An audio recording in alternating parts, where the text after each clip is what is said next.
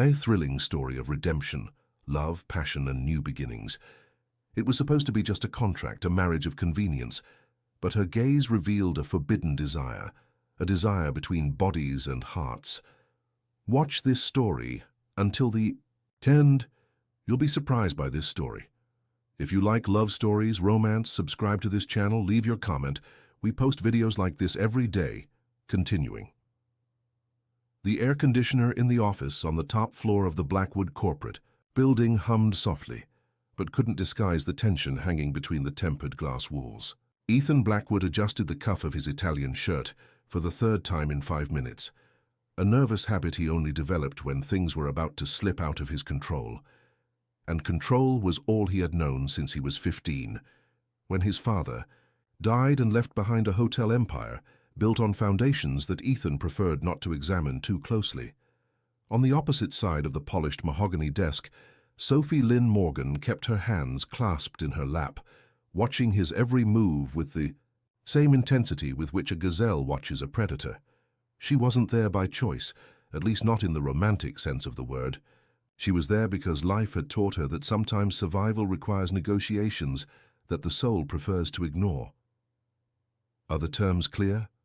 Ethan's voice cut through the silence, professional and distant as if he were closing any ordinary deal. And in a way he was. Sophie nodded slowly without shifting her gaze from his green eyes. 2 years of marriage, public appearances as necessary, absolute discretion. And at the end, the agreed-upon amount. She paused, as if savoring each word before uttering it. And you get the credibility you need to clean your name from the scandal. Ethan stood up and walked to the window that overlooked the city of Boston, stretching endlessly in all directions. Down below, millions of people lived their lives, without knowing that on the floor above, 2 people were about to sign a contract that would change everything, especially themselves. There's something you need to understand, Sophie. He turned, and for the first time since she entered the room, his voice sounded less like a CEO and more like a man. This isn't a fairy tale. There will be no romance, no manufactured happy endings. It will be work, for both of us. Sophie stood up too, and Ethan noticed she was taller than he had imagined. Not just physically, there was something in her posture, in the way she occupied space, that suggested a silent strength. It was the kind of strength that comes from someone who has already lost so much that they are no longer afraid to lose the rest. I haven't believed in fairy tales for a long time, Mr. Blackwood. I believe in clear agreements that are honored. She extended her hand. We have a deal. When their hands touched, Ethan felt something he didn't expect. A small electric charge that had nothing to do with static electricity. Sophie seemed to feel it too, because she withdrew her hand more quickly than necessary. A week later, they were standing in the secret garden of the Blackwood property in the Berkshires, surrounded by ancient rose bushes and a small group of people paid to witness the beginning of a lie. Sophie's dress was simple, ivory silk that flowed like water over her slim body, dark hair tied in a low bun that left her neck exposed. She wore no jewelry except for small pearl earrings that had belonged to her mother. Ethan, in a charcoal suit that cost more than most people earn in a year, watched Sophie approach along the stone path and felt something strange happen in his chest, something like a tightness, as if an invisible hand was squeezing his heart. He had planned everything meticulously, the discreet but elegant ceremony, the photographer who would ensure that images reached the right newspapers, even the words they would say to each other. But he hadn't planned for the way she looked. At him, not with false adoration or feigned interest, but with a raw honesty that completely disarmed him. Do you take Sophie Lynn Morgan as your wife? Asked the justice of the peace, a discreet and efficient man who had been performing these kinds of ceremonies for decades. I do. The word left Ethan's mouth before he could think, and it sounded more genuine than it should have.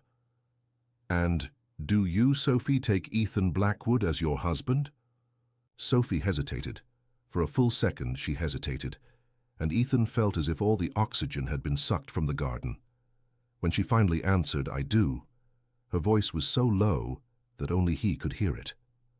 The honeymoon was a carefully orchestrated farce, 3 days at a luxury resort in the Hamptons, with separate suites and calculated public appearances to feed the curiosity of the press.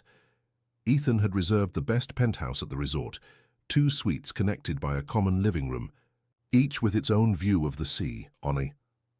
The first night, they dined on the veranda of Ethan's suite, with the view of the sea stretching as far as the eye could see. The conversation was polite, distant, punctuated by silences too long to be comfortable. Sophie wore a dark blue dress that enhanced the color of her eyes, and Ethan found himself observing the way she held her wine glass, with the long, delicate fingers of someone accustomed to handling fragile things. "Tell me about your family," said Ethan, more to break the silence than out of genuine curiosity. "There's not much to tell." Sophie took a sip of wine and observed the lights of boats blinking in the distance.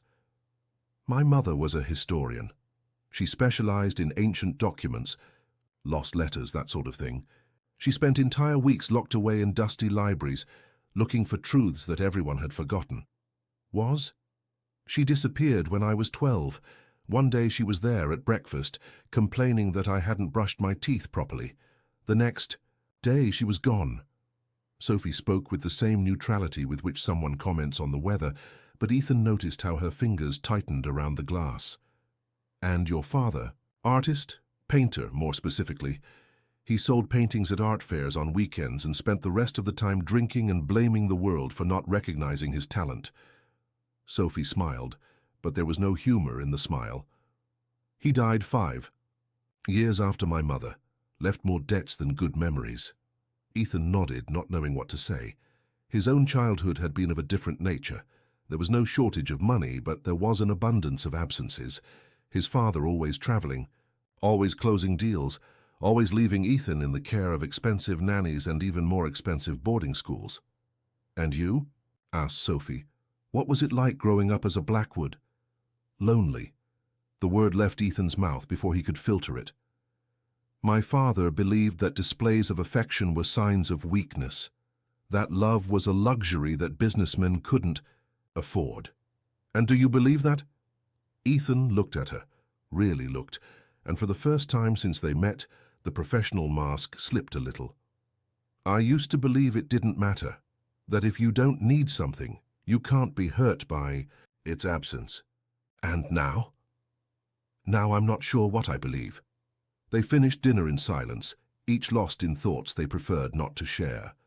When Sophie rose to go to her suite, Ethan had a sudden impulse to ask her to stay, not for sex, not for physical intimacy, but just to not spend another night alone with his own thoughts.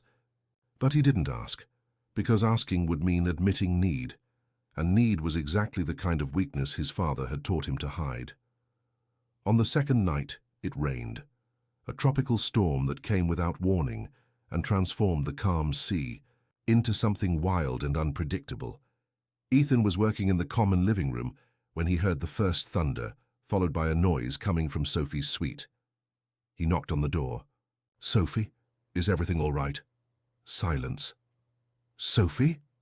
The door opened slowly, revealing Sophie wrapped in a white hotel robe, her hair loose falling over her shoulders. She was pale, and her hands were trembling slightly. "Sorry, I know it's ridiculous, but I don't handle storms well." Ethan entered the suite without being invited, moved by an instinct he couldn't explain. "Since when?" "Since the night my mother disappeared. There was a storm exactly like this one." Sophie moved away from the window and sat in the chair furthest from the veranda. "She went out in the middle of the rain and never came back. Since then, every time I hear thunder, it's as if my body remembers that night." Ethan sat on the edge of the bed, observing her. There was something in her vulnerability that completely threw him off balance. Throughout his adult life, he had dealt with people who wanted something from him, money, status, connections. But Sophie wasn't feigning weakness to manipulate him. She was just human. "Would you like me to stay?" The question came out before he could censor it. Sophie looked at him, surprised by the question. "You would do that?" "I'm not completely heartless, Sophie." She almost smiled. "No, I know, it's just that this wasn't in the contract." "Maybe some contracts have implied clauses." Ethan stayed. He sat in the armchair on the other side of the room and worked on his laptop while Sophie tried to sleep. Each time thunder echoed, he saw her curl up a little more under the sheet, and something inside him tightened. He didn't understand what was happening. For years he had felt nothing but calculated ambition and carefully controlled anger. But there, in that dark room, watching Sophie fight against memories she couldn't control, Ethan felt something like tenderness. Around 3 in the morning, the storm finally passed.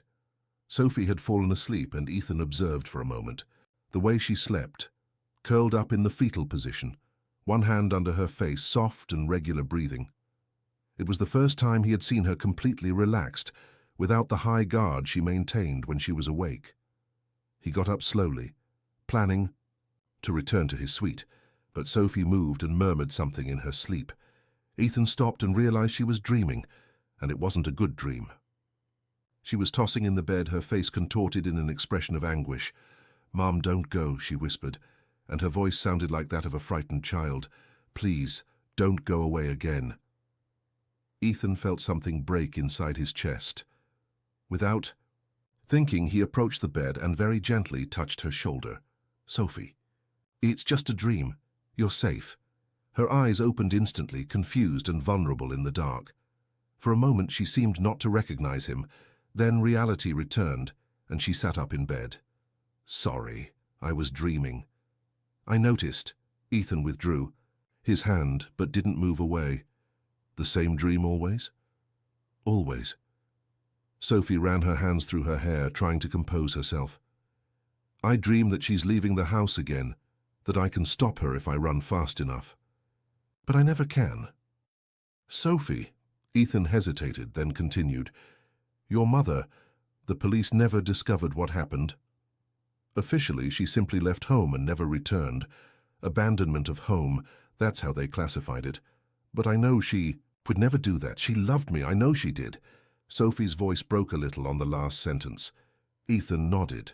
He didn't understand the kind of love Sophie described. In his family, love was something that was assumed to exist, but was never expressed or demonstrated. But he could see in the way she spoke of her mother that there was something real and powerful there. "Have you ever tried to search?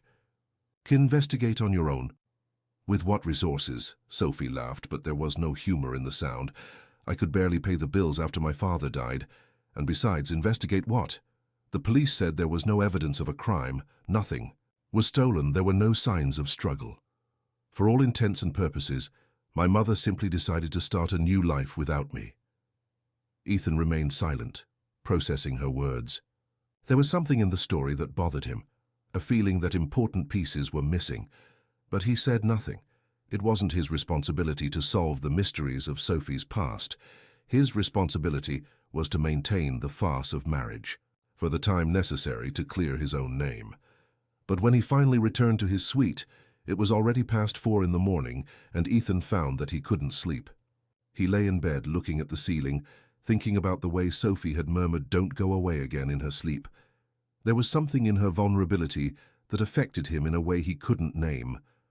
On the 3rd and final day in the Hamptons, they made the necessary public appearances: lunch at the resort's main restaurant, a hand-in-hand walk on the beach for the photographers, carefully rehearsed smiles for the discreet cameras. Ethan was accustomed to this kind of performance. He had grown up knowing that public life meant performative life, but Sophie still seemed uncomfortable with the attention, with the way people observed them and whispered. "It will get easier," said Ethan, as they walked along the beach, fingers intertwined for the benefit of the photographers. "You'll get used to people looking." "I don't know if I want to get used to it," replied Sophie, waving to a couple who greeted them. "I don't know if it's healthy to get used to living a lie in public." "All public life is a lie, Sophie. The difference is that ours has an expiration date." Sophie stopped walking and turned to look at him. For a moment, Ethan thought she was going to say something profound about honesty or authenticity, but instead she just nodded. 2 years, she said, more to herself than to him. 2 years, agreed Ethan. But as they returned to the hotel, still holding hands, Ethan found himself thinking that 2 years might be too much time, or perhaps not enough time. The return to Boston marked the beginning of real life as a facade couple. Ethan had bought a new apartment for them, a penthouse in Beacon Hill with 3 suites, an office, a formal living room, and a kitchen that Sophie immediately noticed was too large for 2 people who barely knew each other. It was the kind of place designed to impress, not to be a home. "Your suite is at the end of the hallway," said Ethan, carrying her suitcases. "It has a separate closet and a full bathroom. You won't be disturbed." Sophie nodded, exploring the space that would be hers for the next 2 years. Everything was beautiful, expensive, impersonal, like a permanent luxury hotel. She opened the windows of the suite and discovered that from there she could see a small part of the Charles River between the buildings. "Ethan," she called him when he was leaving, "can we establish some basic rules so that this works?" He turned, one eyebrow raised. "What kind of rules?" "Schedules, personal spaces, when we need to appear together and when we can, live our separate lives." Ethan leaned against the doorframe. "What kind of separate life do you plan to have?" "I'm still going to continue working, translating, teaching. I'm not going to sit here pretending to be a trophy wife all the time." "And I wouldn't expect you to." Ethan paused. "But remember that our credibility depends on appearing to be a real couple. That means regular appearances, social events, the impression that we spend time together." "How many times a week?" The question was practical, but for some reason, it sounded like a divorce negotiation before the marriage had really even begun. Ethan felt a pang of something that might have been disappointment. 2 or 3 times a week, dinners, charity events, things like that, and alternate weekends. I need to maintain the image of a family man." Sophie nodded. "And what about the rest?" "Rest, intimacy, physical displays of affection. How far does the act go?" Ethan felt his blood warm a little. He had thought about this, of course.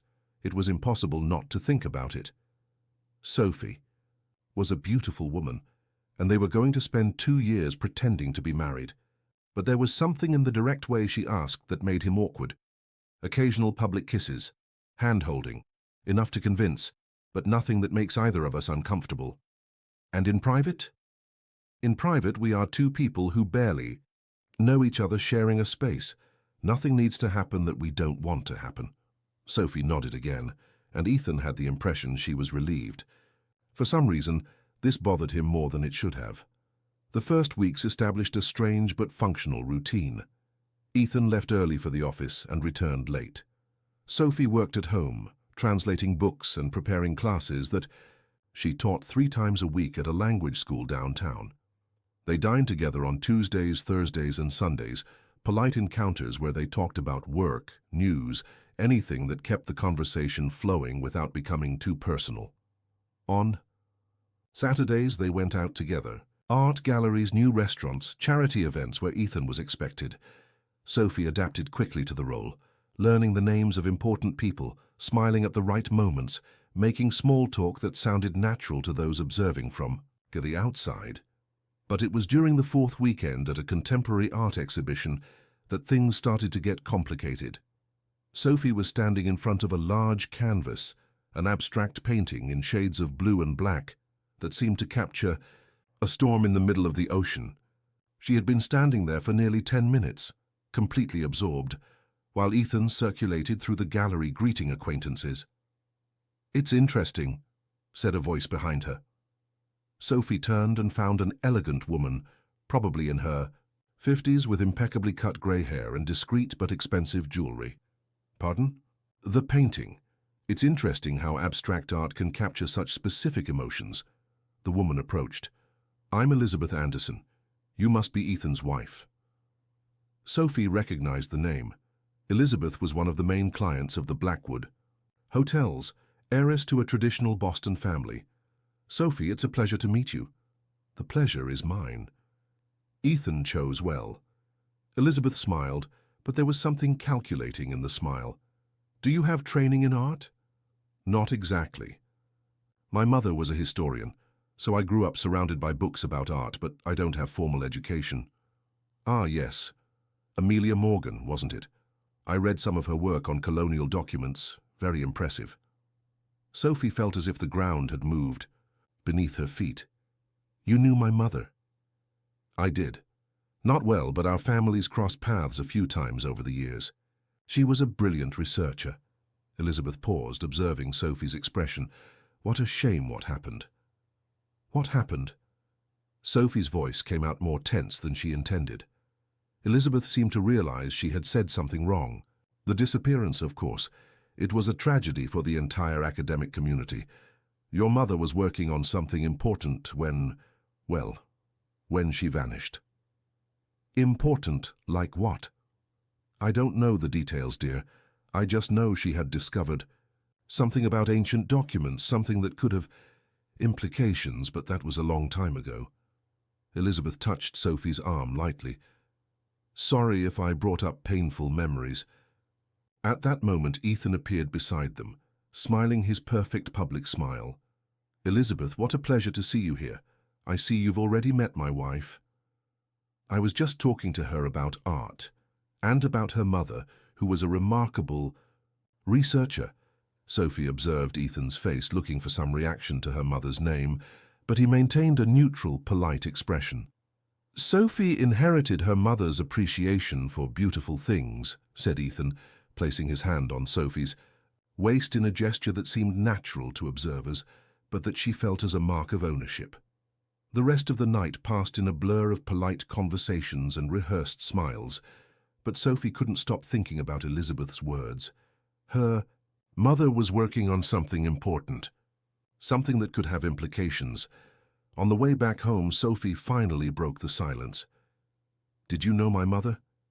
Ethan kept his eyes on the road. Why do you ask? Elizabeth Anderson seemed to know a lot about her work, and about the disappearance. Elizabeth is a professional gossip. She knows about everyone in Boston. It wasn't gossip, Ethan. She knew specific details about my mother's work. Ethan stopped at a red light and finally looked at her. Sophie, I was 17 when your mother disappeared. I barely knew you existed, much less your family. It was a reasonable, logical answer, but there was something in the way he avoided her eyes that made Sophie suspect there was more to this story. When they got home, instead of going straight to her suite as she always did, Sophie followed Ethan to the kitchen. Would you like something? He asked, opening the refrigerator. I want the truth. Ethan turned, a bottle of water in his hand. About what? About why you specifically chose me for this marriage. Of all the women in Boston who would accept your money, why? Me? Ethan took a sip of water, buying time. It was a question he had asked himself several times in recent weeks, especially when he woke up in the middle of the night thinking about the way she slept, curled up like a frightened child. Because you don't want anything from me beyond what has already been agreed upon, he said finally. Most women would see this as an opportunity to get more money, more status, permanent access to this world. You see it as a temporary job, and that's important to you. It's essential. Sophie nodded, but didn't seem satisfied with the answer. And what if I changed my mind? If I decided I wanted more? The question hung in the air between them like smoke. Ethan placed the water bottle on the counter and approached her, stopping only when he was close enough to smell the subtle perfume she wore, something with lavender and sandalwood. Then we would have a problem, he said, his voice lower than he intended. What kind of problem? Ethan looked at her lips, then forced himself to look into her eyes. The kind of problem that could destroy our perfect little fantasy. Sophie didn't back away. Instead, she took a step forward, further reducing the distance between them. And what if the fantasy is already being destroyed from within? For a moment, Ethan thought about kissing her. It would be easy. She was there, close, looking at him with an intensity that made his blood quicken. It would be easy to close the distance between them and find out if the chemistry he felt was one-sided or if she felt it too. But instead, he stepped back. Good night, Sophie. She stood in the kitchen for a long moment after he left, touching her own lips as if he had actually kissed her. The following weeks brought a routine that Sophie still didn't know whether she loved or hated. During the day, while Ethan was at the office building empires and destroying competitors, she lost herself among pages of ancient French manuscripts, translating stories of impossible love and aristocratic tragedies that echoed disturbingly in her own life. At night, they played the role of the loving couple for the outside world, and with each public appearance, Sophie felt as if she were building a golden prison around herself. But it was in the private moments, in the loaded silences between them, that Sophie felt the real danger. Because Ethan Blackwood, when he wasn't performing for audiences, was even more dangerous than when he was. He observed her with an intensity that made her feel as if she were being studied, catalogued, understood in ways she hadn't authorized. On Defy, the third Monday in October, Sophie was in the apartment's library, a room that Ethan rarely used, filled with expensive books that seemed more decoration than literature, when she found something that changed everything. Between a volume on modern architecture and a biography of some business magnate, her fingers found an old photo album, forgotten among the books. At first, she thought about ignoring it. It wasn't her business to search through Ethan's personal memories. But when she opened the album on the third page, her heart almost stopped. There was her mother, Amelia Lynn Morgan, younger, smiling alongside a man Sophie didn't know, in front of what appeared to be one of the Blackwood family hotels. The photo was dated March 1998, 3 months before the disappearance. Sophie sat heavily in the leather armchair, the album trembling in her hands. She turned the pages with reverent care, as if she were handling a bomb. There were more photos, her mother at elegant dinners, talking animatedly with people Sophie didn't recognize, always in the same luxurious environment that screamed money and power. In the last photo of the sequence, her mother was serious, almost tense, talking to an older man who had the same penetrating green eyes as Ethan, his father, James Blackwood. Looking for something specific? Ethan's voice made her jump from the chair, the album slipping from her hands and falling to the floor with a dull sound. He was standing at the entrance to the library, still wearing his office suit, but the tie was loose and the sleeves rolled up. There was something predatory in the way he was watching her. "I was just looking at the books," Sophie stuttered, bending down to pick up the album. Ethan moved faster. In 3 steps he was beside her, picking up the album before she could reach it. When he saw the open page, his face closed completely. "Where did you find this?" "Among the books." "Ethan, that's my mother. In the photo, with your father." Sophie stood up, trying to keep her voice steady. "You said you didn't know my family." Ethan closed the album forcefully, but didn't return it. "I said I was 17 when your mother disappeared. I didn't say my father didn't know her." "What's the difference?" "The difference is that I didn't have access to all of my father's business dealings. He kept many things in separate compartments." Sophie took a step toward him, her eyes shining with a mixture of anger and determination. "Separate compartments? Like what? Like women who mysteriously disappeared after being photographed with him?" "Careful, Sophie." Ethan's voice was low, dangerous. "You're entering territory you might not want to explore." "Maybe it's exactly the territory I need to explore." Sophie crossed her arms. "All my life I was told that my mother simply abandoned her family, that she chose to leave home and never return. But these photos, she doesn't look like a woman about to abandon her daughter.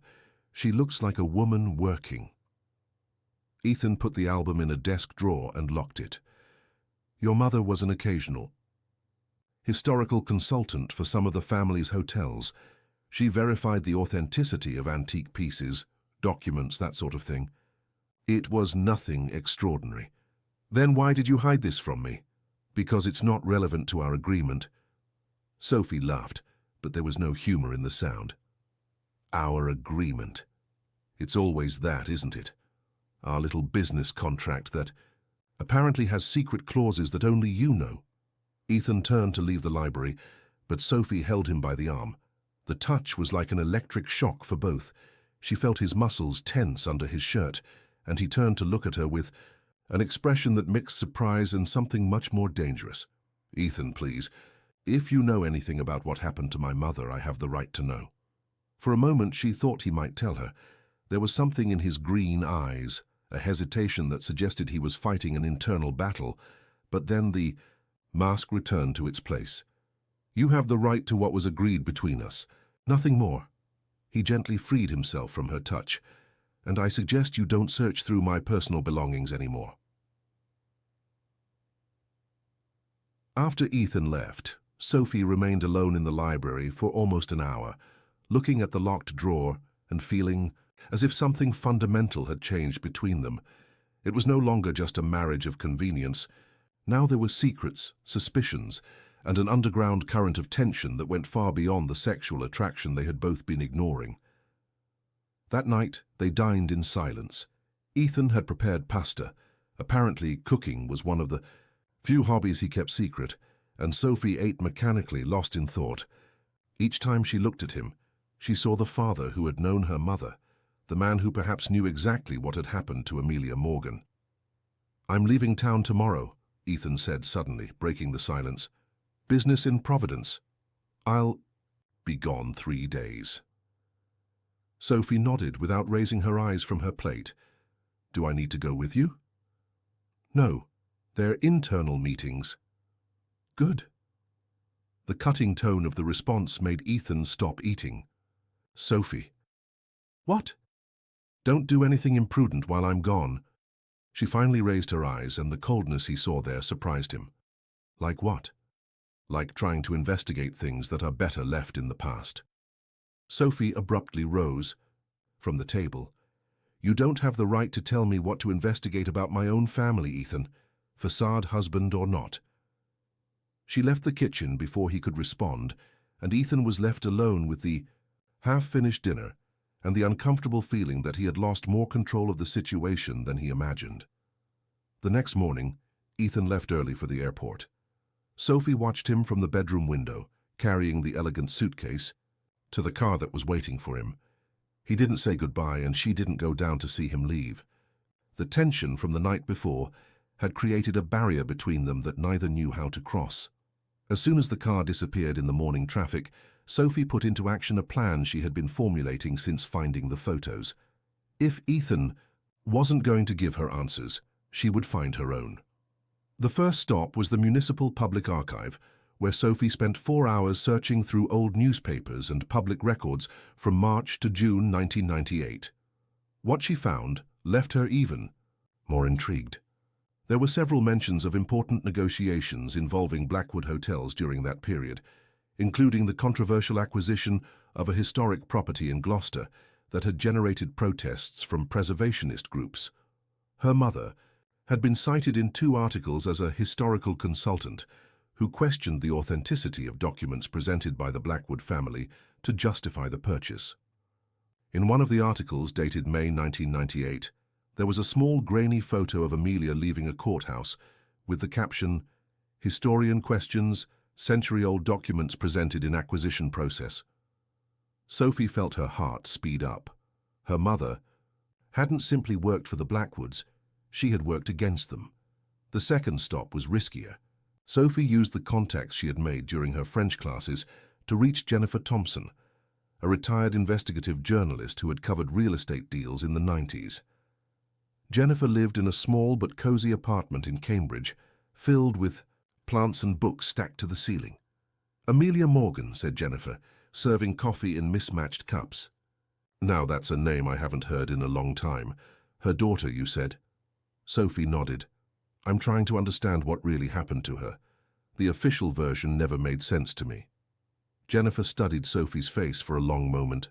"You know you're messing with very powerful people, don't you? The Blackwoods, among others." Jennifer leaned back in her armchair. "Your mother was a brave woman, Sophie. Perhaps too brave for her own good." "What do you mean?"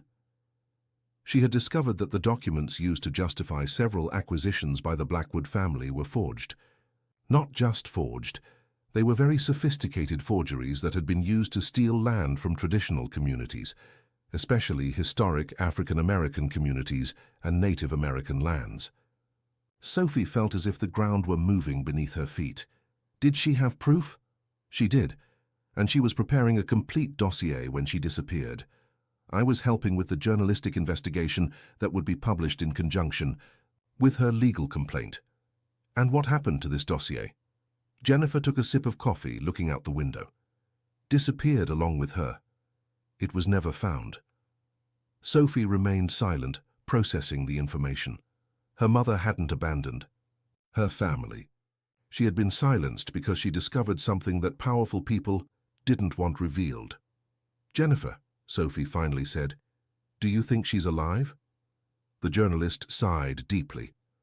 "Honey, after 20 years in this business, I've learned that there are ways to make people disappear that don't necessarily involve killing them.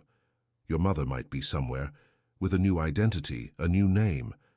Or she might be—" She didn't finish the sentence. "Why did you never publish anything about this?" "Because a week after Amelia disappeared, I received a visit from two very well-dressed men who explained to me, in a very polite but very clear manner, that it would be better for my health and career if I forgot any story I was investigating about the Blackwood family." Sophie felt a chill in her stomach. "And you forgot?" "I'm a journalist, honey, not a heroine. I have a family to protect." Jennifer leaned forward. "But you're her daughter.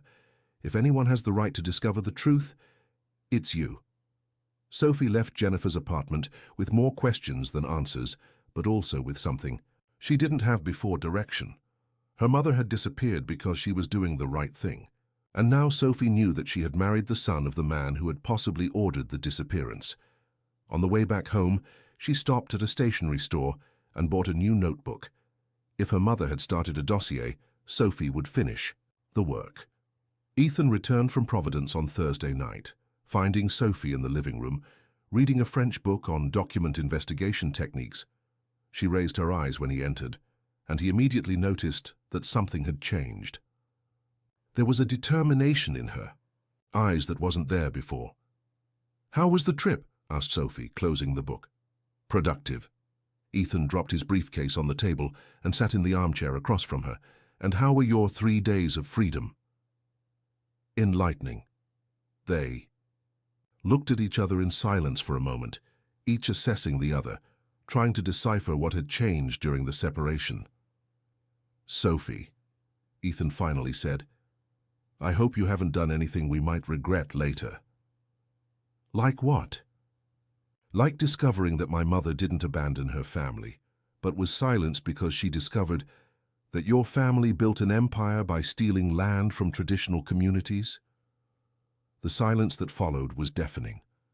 Ethan remained completely still, but Sophie saw something pass through his eyes, not surprise but resignation, as if it were a truth he had been expecting her to discover eventually. "Where did you hear this?" he asked, his voice carefully controlled. "Does it matter?" "It matters because people who spread this kind of story tend to have their own agendas." Sophie stood up, walking to the window. Outside, Boston shone with millions of lights, an entire city of people living their lives without knowing that on the floor above, two people were navigating truths that could destroy everything. "Did you know?" she asked without turning. "When you approached me, did you know who I was? Did you know I was the daughter of the woman your father silenced?" Ethan didn't answer immediately, and the silence was response enough. Sophie turned, and for the first time since they met, she looked truly furious. "That's why, isn't it? You didn't choose me because I was convenient or because I didn't want anything from you. You chose me because I'm the daughter of the woman you made disappear. Is it some kind of sadistic game?" "No." Ethan stood up too, his voice more intense than she had ever heard. "That's not why." "Then why?" Ethan ran his hands through his hair, messing up the impeccable cut. For a moment, Sophie saw not the controlled and calculating CEO, but a man struggling with something that was devouring him from within. "Because when I found out who you were, I realized it was my chance to do something right," he said finally. "My chance to compensate." "Compensate?" Sophie laughed, but there was no humor in the sound. "You think paying me for 2 years of lies compensates for what they did to my mother?" "No. I thought maybe I could help you discover the truth." The confession hung between them like smoke, Sophie looked at him as if she were seeing a stranger. Help how? Ethan went to the desk and opened the drawer he had locked days before. He removed not just the photo album, but a file folder that Sophie hadn't seen before. "This is everything I've been able to gather about what happened to your mother," he said, placing the folder on the center table. "Documents, correspondence, financial records, everything my father left when he died." Sophie looked at the folder as if it were a snake ready to strike. "Why didn't you give me this before?" "Because I didn't know if you were ready for what you'll find in there. And now you think I am." Ethan looked at her with an intensity that made her feel as if he were seeing right through her. "Now I think you're going to find out with or without my help, and I prefer it to be with me." Sophie approached the table slowly, her hands trembling slightly when she touched the folder. "What am I going to find here?" "The truth, or at least part of it." Sophie opened the folder and immediately saw a photo of her mother that she had never seen before. Amelia was in an office pointing to documents spread out on a table, clearly explaining something to someone outside the frame. But it wasn't the photo that took Sophie's breath away. It was the date in the lower right corner. June 15th, 1998, a week after the official disappearance. "She didn't disappear when we thought," whispered Sophie. "No, she stayed hidden for another week, finishing her work." Sophie quickly turned the pages, finding copies of documents that her mother had analyzed, notes in her familiar handwriting, and a detailed map marking properties that had been illegally acquired by the Blackwood family over decades. "My God," murmured Sophie. "She discovered everything." She did. And she was about to make it public when...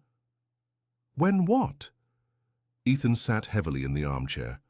"When my father discovered she had copies of everything, including documents that would personally incriminate him." Sophie felt her legs weaken. "What did he do?" "He offered a deal. Enough money for her to start life over anywhere in the world, with a new identity in exchange for silence." "And she accepted?" Ethan hesitated. "According to the records I found, yes. There are bank transfers, name change documents, even records of entry into a European country. Everything suggests she took the money and started a new life." Sophie sat on the edge of the sofa, feeling as if the world had turned upside down. "So she really did abandon me. Only it was for money, not for love of another man." "Sophie?" "No." She stood up abruptly. "Don't try to console me. For 20 years I believed my mother loved me too much to abandon me. Now I discover she just loved me less than she loved money." "You don't know that. Maybe she thought it was the only way to protect you." Sophie laughed bitterly. "Protect? Leaving a 12-year-old child with an alcoholic father and without a penny? That's your idea of protection?" Ethan approached her, stopping only when he was close enough to smell her perfume mixed with the salty scent of tears she was trying not to shed. "Sophie, look at me." She refused, keeping her eyes fixed on the open folder. "Please." Finally, she raised her eyes, and Ethan saw a raw vulnerability that hit him like a punch in the stomach. "She might still be alive," he said softly. "The documents suggest she went to France. If you want, I can hire investigators, people who know how to follow this kind of trail." "Why?" Sophie's voice was low, broken. "Why would you do this for me?" Ethan extended his hand and touched her, face very gently, with his fingers. It was the first time he had really touched her, without an audience, without performance. It was just him and her, and 20 years of buried secrets between them. "Because my family destroyed yours. And because..." He hesitated, as if the next words were the most difficult he had ever uttered. "Because at some point in the last 2 months, this stopped being about image cleaning and started being about you." Sophie felt her heart dangerously accelerate. "Ethan!" "I love you, Sophie. I know it's the most terrible timing possible. I know it makes everything more complicated, but I love you." Sophie felt tears burning her eyes again, but this time they were tears of something that seemed like joy mixed with terror. "I love you too." They looked at each other across the table, two people who had found something real in the midst of so many lies, knowing they had only a few days before the world tried to tear them from each other. France can't last forever, said Sophie. Then let's make every second worth it. The next morning they were at the airport, holding hands for the first time without an audience boarding a flight to Rome. Sophie looked out the window as Boston disappeared into the clouds, knowing that when they returned, everything would be different, but for 5 days they would have each other, and maybe, just maybe, that would be enough to find a way to survive what was coming. Rome welcomed them with a fine rain that transformed the ancient stones into mirrors reflecting the golden light of late afternoon. Sophie observed the city through the taxi window, hypnotized by the way the modern and the ancient coexisted on every corner, every square, every facade worn by time. It was like looking at her own life, layers of history overlapping, some beautiful, others painful, all inseparable. Ethan had reserved a suite at the Hotel de Russie, an elegant property in the gardens near Piazza del Popolo. When they entered the room, Sophie went straight to the balcony that overlooked the terraced gardens, breathing deeply the air loaded with history and possibilities. "It's beautiful," she said, watching the city lights begin to twinkle in the twilight. Ethan approached, from behind, stopping only when he could feel the warmth of her body. Sophie. She turned and he saw something in her eyes that he hadn't seen before, a complete vulnerability, as if all defenses had been lowered. "We're really here," she said, almost whispering. "Away from everything. For now." Sophie touched his face, her fingers tracing the line of his jaw. "Ethan, what happens when we go back?" "I don't know, but this isn't about what will happen. This is about now." He kissed her then, slow and deep, and Sophie felt as if she were drowning in something, sweet and dangerous. It wasn't like the public kisses they had shared. Those were performance. Not even like the kiss from the night before. That had been confession. This was surrender. When they separated, both were breathing heavily, and Sophie could feel her own heart beating out of rhythm. "Ethan," she said, her voice hoarse, I don't have much experience with—" He placed a finger on her lips, interrupting. "We don't have to do anything you don't want to do. We can just—" "No." Sophie shook her head. "You don't understand. I want to. I want it so much it hurts. It's just that—" She hesitated, then continued. "My whole life has been about waiting. Waiting for my mother to return, waiting to understand what happened, waiting to feel something real for someone. And now that I finally feel it, I'm afraid it's too late." Ethan held her face between his hands. "Sophie, look at me." She obeyed, losing herself in his green eyes. "It's not too late. It might be complicated, it might be dangerous, it might be the stupidest thing we've ever done, but it's not too late." Sophie smiled, and for the first time in days, the smile reached her eyes. "Then take me to bed, Ethan Blackwood." What happened next was like nothing Sophie had imagined. Ethan undressed her slowly, kissing each piece of revealed skin as if it were something precious. When they were finally skin against skin, Sophie thought she would die from so much contained desire. He touched her as if she were made of crystal and fire at the same time, careful, but with a passion that made her tremble. "Are you sure?" he whispered against her neck. "I've never been so sure of anything in my life."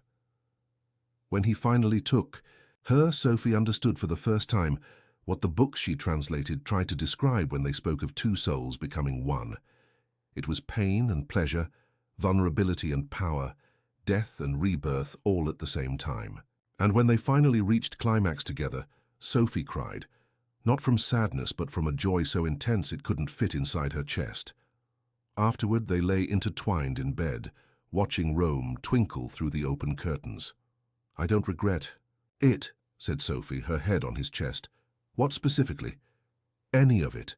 The fake marriage, discovering about my mother, falling in love with you in the midst of all this mess. I don't regret any of it." Ethan ran his fingers through her hair, marveling at the softness.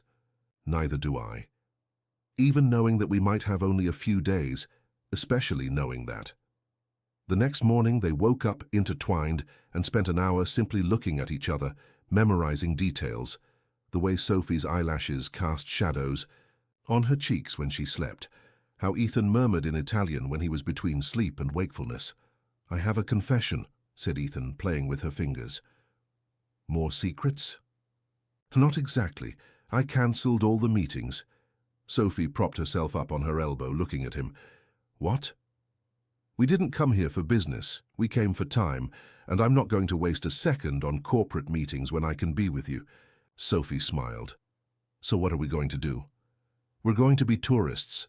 We're going to eat gelato at the Pantheon, throw coins in the Trevi Fountain, climb all the steps of the Colosseum. We're going to pretend we're just two people madly in love in Rome. We won't be pretending. That's the point. They spent 3 days in a perfect bubble. They walked through the ruins of the Roman Forum hand in hand, Sophie translating the Latin inscriptions for Ethan, and he explaining how those ancient stones had inspired some of the hotels he had built. They dined in small restaurants hidden in alleys where Ethan spoke fluent Italian with the waiters, and Sophie discovered that she loved seeing him relaxed, without the constant tension he carried in Boston. On the third night, they were at a small café near Trastevere when Sophie realized someone was watching them. A middle-aged, well-dressed man sitting alone 3 tables ahead. He wasn't trying to hide the fact that he was observing them. On the contrary, when Sophie noticed him, he nodded as if greeting her. "Ethan," she said softly, without taking her eyes off the man. "We're being watched." Ethan followed her gaze, and his face instantly darkened. "Damn." "You know him?" "Viktor Petrov, one of the Russian investors my father did business with, and not the kind of business that appears in annual reports."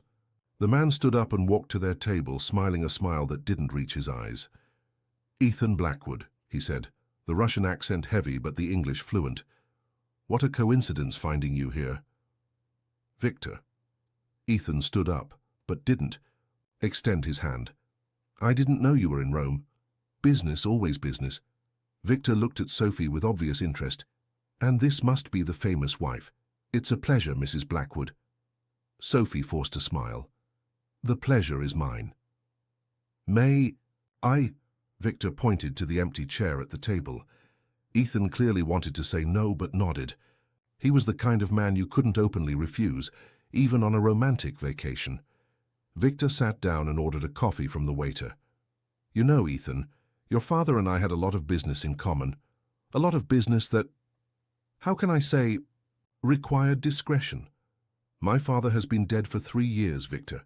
Yes, what a tragedy, but some businesses survive the men who create them, don't they?" Sophie felt a chill in her stomach.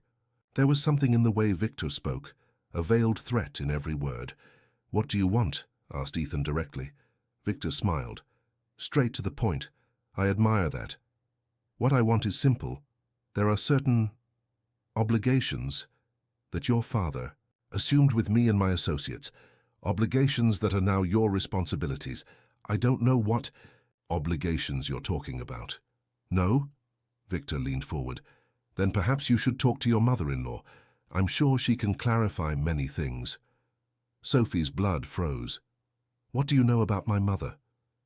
"I know she's alive. I know she has very interesting information about old business dealings, and I know certain people became very concerned when they learned she had resurfaced."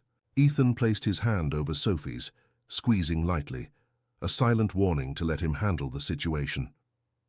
"Victor, be more specific. What exactly do you want?"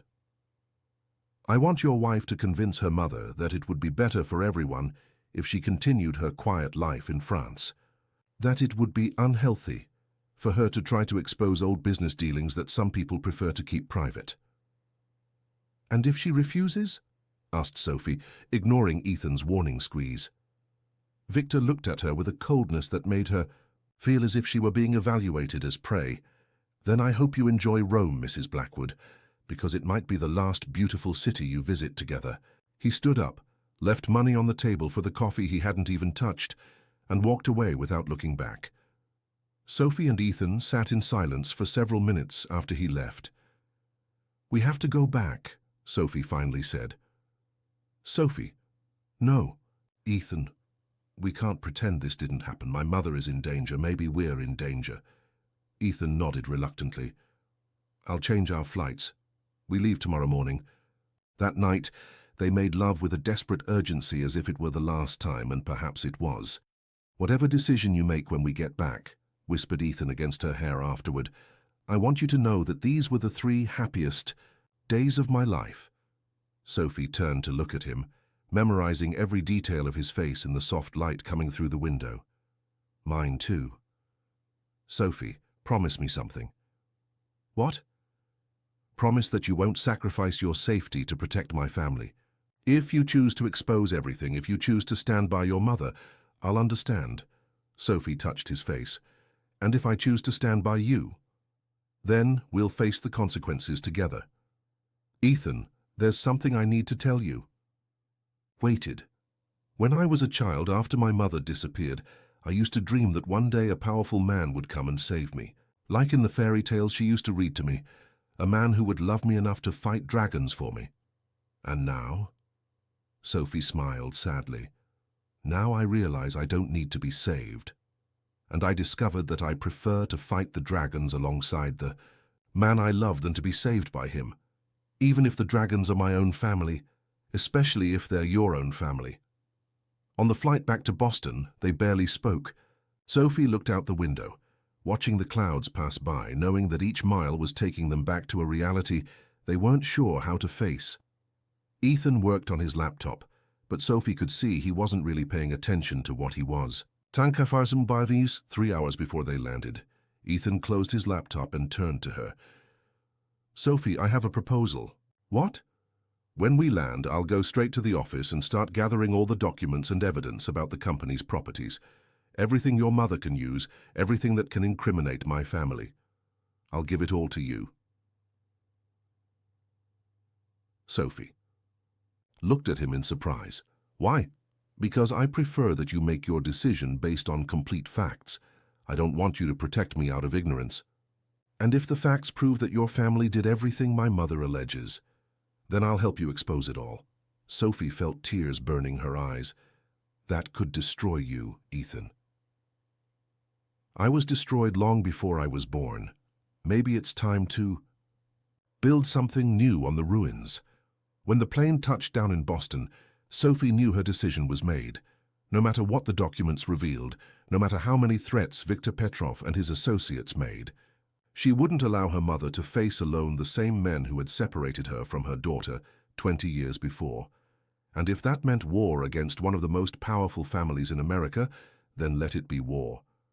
Because for the first time in her life, she had something worth fighting for, and someone to fight alongside. In the taxi home, Ethan held her hand. "No regrets?" "No regrets." But when they arrived at the apartment, they found the door forced open and the interior completely ransacked. Sofas cut open, drawers opened, books scattered on the floor. Someone had searched for something with urgency and without care, and on the living room table there was a simple note. "Victor's offer is still on the table. 24 hours to decide." Sophie looked at Ethan, seeing her own determination reflected in his green eyes. "Looks like we don't have any more time to deliberate," she said. "Looks like we don't." Ethan picked up the phone and dialed a number Sophie didn't recognize. "Marcus, it's me. I need you to come here now and bring everything we have on my father's business with the Russians. Everything." He paused. "No, it's not a request. It's an emergency." After hanging up, he turned to Sophie. "Marcus Wright is my lawyer and my best friend since college. If anyone can help us figure out exactly who we're dealing with, it's him." "And then?" "Then we call your mother and tell her the deadline has just been shortened." Sophie nodded, looking around the destroyed apartment. Just 6 hours earlier, they were in Rome, pretending they were just 2 people in love without complicated pasts. Now they were back to reality, a reality where love could be a declaration of war.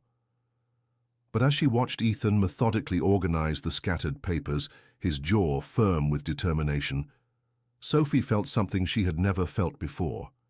Hope. Not the passive hope that things would get better on their own, but the active hope of someone who is ready to fight for what they want. And what she wanted was a future with Ethan Blackwood, not despite all the complications, but through them. Sophie's phone rang. "Amelia." "Daughter, I need to see you." Now, something has happened that changes everything. Sophie looked at Ethan, who had stopped organizing the papers, to listen to her. "We're coming." "Don't come here. Meet me at Old North Church, in the historic center, 1 hour. And Sophie?" "Yes? Bring your husband. I think it's finally time for him to know the whole truth about what his father really was." The call ended, leaving Sophie and Ethan alone with the weight of a truth that was yet to be revealed, and the certainty that, whatever that truth was, they would face it together. Outside the apartment, Rome seemed like a distant dream, but the love they had discovered there was real, and that would have to be enough to face any storm that awaited them.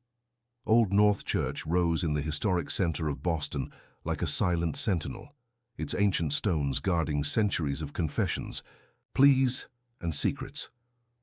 Sophie and Ethan arrived 15 minutes before the scheduled time, their nerves tense like violin strings about to break. The sun was setting, tinting the sky orange and pink, an almost ironic beauty in the face of the approaching storm. Amelia was already there, sitting in the last pew, praying or pretending to pray. When she saw them approach, she raised her eyes, and Sophie saw something different in her mother's face, not just determination, but a strange peace, as if she had finally reached the end of a very long journey. "Thank you for coming," said Amelia, her voice echoing softly in the empty nave. "Mom, what happened? Why the urgency?" Amelia looked around as if checking if they were alone, then gestured for them to sit beside her. "Because I discovered who Victor Petrov really is, and because I finally understand why James Blackwood was so desperate to silence me 20 years ago."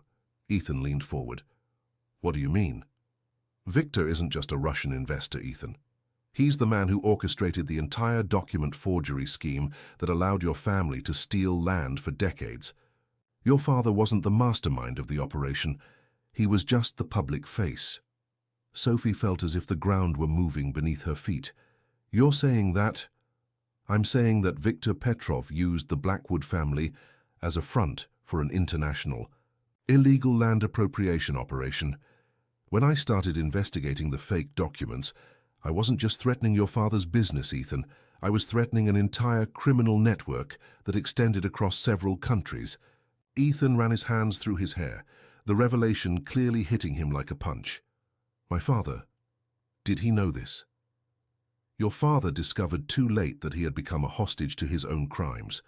When he tried to distance himself from the partnership with Victor, he was threatened. His death 3 years ago, so it wasn't an accident, Ethan." The silence that followed was deafening. Sophie took Ethan's hand, feeling him tremble slightly. "How do you know this?" asked Ethan, his voice hoarse. Amelia opened her purse and took out a small digital recorder. "Because Victor sought me out last night. He thought he could intimidate me like he did your father. He didn't know I was recording the entire conversation." She pressed play, and Victor Petrov's voice filled the empty church. "You should have remained dead, Amelia. It would have been easier for everyone. But since you insist on resurrecting, let's make it clear how things work. You have documents. That can harm me. I have resources to make you and your daughter disappear in a much more permanent way this time." Amelia's voice, firm despite the obvious threat.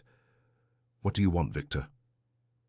"I want you to hand over all the documents you stole and disappear again, this time forever. And if I refuse, then I'll do to Ethan Blackwood the same thing I did to his father. And then I'll personally take care of you and your daughter." Sophie felt nausea rise in her throat. "He killed your father." Amelia stopped the recording. James was planning to turn himself into the police, confess everything, and denounce Victor. Victor couldn't allow that. Ethan was pale, his hands clenched into fists. "Son of a bitch, I'm going to—" "You're not going to do anything alone," interrupted Amelia, "because Victor doesn't work alone. He has a network of dangerous people, including corrupt police officers and bought politicians. If we try to confront him head-on, we'll die." "So, what's the plan?" asked Sophie. Amelia smiled, and for the first time, Sophie saw the determined woman she remembered from childhood. "The plan is to use Victor's own arrogance against him. He thinks he intimidated me last night. He thinks I'm going to hand over the documents and disappear like a frightened coward. And are you going to do that?" "I'm going to pretend to do that. But in reality, I'm going to deliver a trap that will expose his entire operation and give the federal police enough evidence to arrest him for homicide, forgery, and dozens of other crimes. Ethan looked at her with something like admiration. What kind of trap? For the last 20 years, I haven't just been hiding in France, Ethan. I've been working with international authorities, specifically with Europol and Interpol, documenting Victor's entire network. The disappearance that you thought was cowardice was actually the longest undercover operation of my life. Sophie felt as if she was seeing her mother for the first time. You're an agent? Not exactly. I'm a protected informant. When Victor tried to bribe me 20 years ago, I went to the authorities. They offered me a choice: assume a new identity and spend years collecting evidence against the international network, or remain in the US and probably be killed within weeks. And you chose to leave your daughter behind to catch criminals. Sophie's voice was loaded with pain and anger. Amelia turned to her, tears in her eyes. I chose to leave my daughter temporarily to ensure she would have a future. Sophie, if I hadn't done this, Victor would have killed us both 20 years ago. At least this way you grew up, became an amazing woman, and now we can finish this together. Ethan stood up abruptly. Wait, if you're working with international authorities, why do you need our help? Why not just hand over the evidence and arrest Victor? Because Victor is smarter than you imagine. He never commits crimes directly. He always uses intermediaries. To definitively arrest him, we need him to personally incriminate himself clearly, with no possibility of denial. And how do we do that? Amelia looked at the two of them. You're going to pretend you've agreed to his demands. You're going to set up a meeting to hand over the documents. But instead of real documents, you're going to deliver fake copies with a tracking device that will lead the authorities directly to Victor's main hideout. Sophie shook her head. It's too dangerous. If he discovers, yes, we're at risk. But if we do nothing, he'll continue killing anyone who threatens his business, including you. Ethan sat back down, taking Sophie's hand. Sophie, it's your decision. It's your mother, your life, your choice. Sophie looked between Ethan and her mother, weighing everything she had learned. 20 years of mystery, months of lies, days of true love, and now hours for a decision that would determine not only their future, but justice for all the families that had been robbed over the decades. Mum, she finally said, if we do this, if we manage to arrest Victor and expose the entire network, what happens to the Blackwood family? The illegally acquired properties will be returned to the original communities. There will be heavy fines and investigations. But Ethan won't be held responsible for his father's crimes, especially now that we know James was also a victim of Victor. Ethan squeezed Sophie's hand. I can rebuild the company from scratch, legally and ethically. It will be difficult, but it's possible. Sophie closed her eyes, thinking of the 12-year-old child who had lost her mother, the young woman who had struggled to survive alone, the woman who had married for money and found love. All these versions of herself seemed to be whispering the same thing. It was time to stop running and start fighting. Let's do it, she said, opening her eyes, but with one condition. What? Asked Ethan and Amelia together. When all this is over, when Victor is arrested and the truth comes out, I want our family to be rebuilt in the same way as Ethan's company, from scratch, with total honesty. No more secrets, no more lies, no more lost years. Amelia smiled through her tears. Promised. Ethan kissed Sophie's hand. Promised. The plan was put into action the next morning. Ethan called Victor, feigning nervousness and defeat. Victor, it's Ethan Blackwood. About our conversation last night. My wife and I have decided to accept your offer. What offer? Ethan, be specific. You want us to convince Amelia Morgan to hand over the documents and disappear again. She's agreed. There was a pause, and Sophie could imagine Victor smiling on the other end of the line. Interesting. And why this sudden change of opinion? Because she's not stupid. She knows you can make our lives hell if you want. And because... Ethan hesitated convincingly. Because I found out what really happened to my father. Ah, and what did you discover? That he died because he tried to betray you. And I don't intend to make the same mistake. Victor laughed, a cold sound that made Sophie shiver. Finally, some common sense from the Blackwood family. Very good. Tonight, 9 o'clock, at the abandoned warehouse in the port area. Bring everything. Original. Documents, copies, anything that Amelia has kept. And afterward? Afterward, you can return to your happy lives and pretend none of this happened. Oh, and Ethan? Yes? If you're planning any tricks, remember that I have eyes everywhere, and I won't hesitate to eliminate problems the same way I eliminated your father. The call ended, leaving them with 12 hours to prepare a trap that could save or destroy their lives. In the afternoon, Amelia met with the federal police agents who had been following the case for years. Sophie and Ethan watched from the apartment window as men and women in discreet suits spread surveillance equipment throughout the building. I don't like this, said Ethan for the 10th time. There are too many variables. Victor might get suspicious. He might bring more men than we expect. He might... Ethan, Sophie turned to him. Stop. How can I stop? If something happens to you tonight, nothing is going to happen to me because you'll be there to protect me, and I'll be there to protect you, and my mother will be there to protect us all. Ethan pulled her into his arms. Sophie, I love you, more than I imagined it was possible to love someone. If tonight goes wrong, it won't go wrong. But if it does...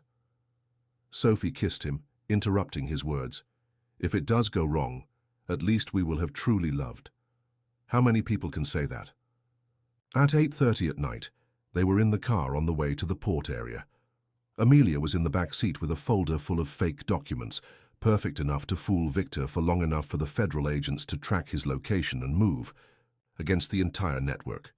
Remember, said Amelia, keep Victor talking as much as possible. The more he says, the more evidence we'll have recorded.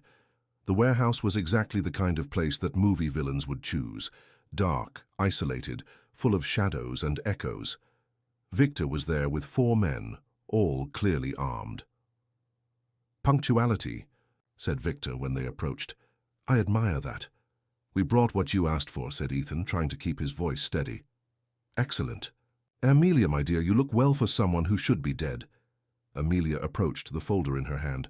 You look well for someone who should be in prison. Victor laughed. Touché. The documents.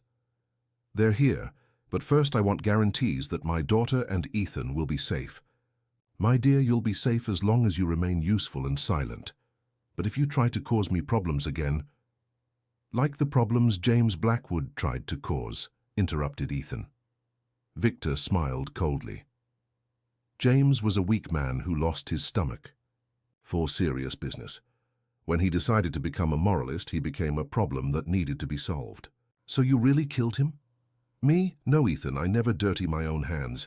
But I have people who are very efficient at solving problems, people who could easily solve any future problem you might represent. Amelia extended the folder.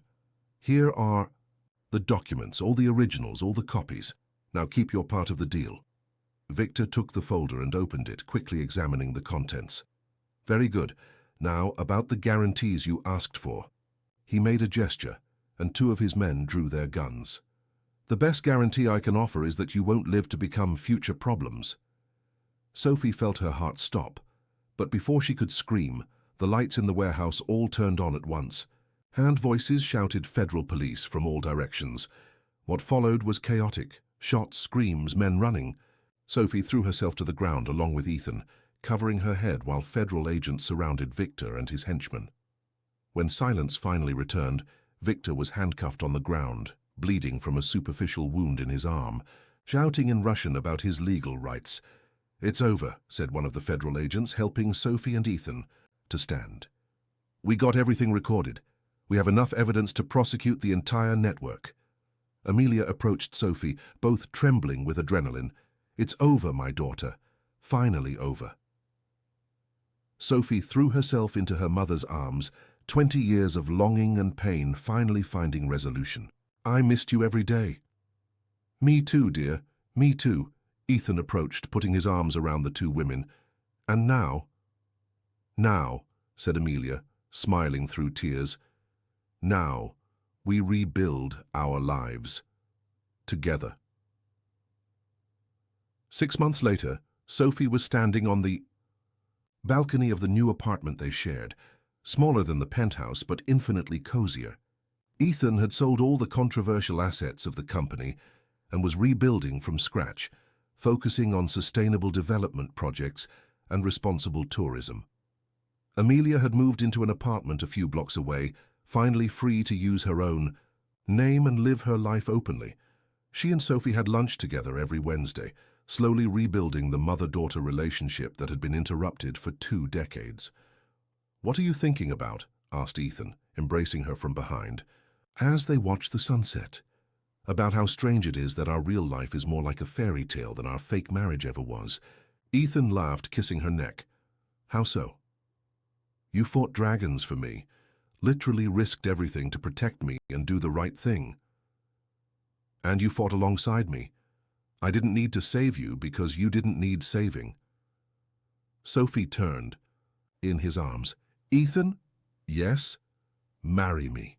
He laughed, confused. "Sophie, we're already married." "No, we're not. We're 2 people who signed a business contract and discovered love by accident. I want to marry you for real. For love, not for convenience. By choice, not by necessity." Ethan studied her face, seeing the absolute sincerity in her dark eyes. "Sophie Lynn Morgan, will you marry me again, this time for all the right reasons?" "I will, Ethan Blackwood. And do you take me, knowing that this time it will be forever?" "I do." They kissed as the sun set over Boston.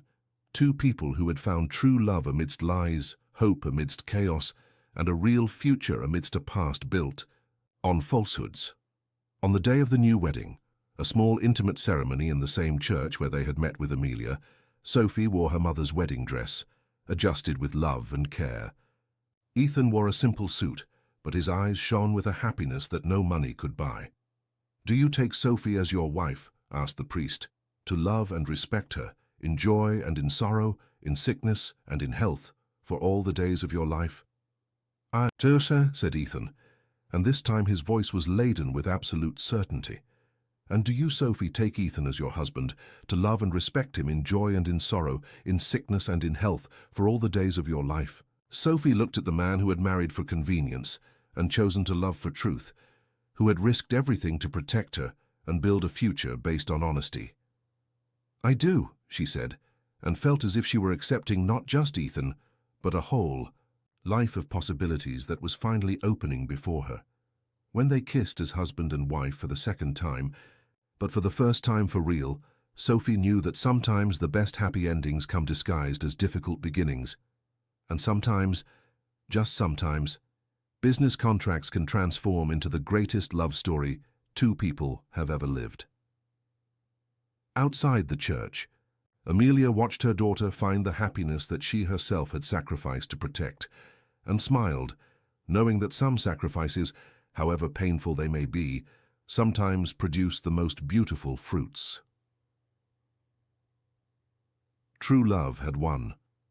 The family had been restored, and the future for the first time in decades was full of real promises.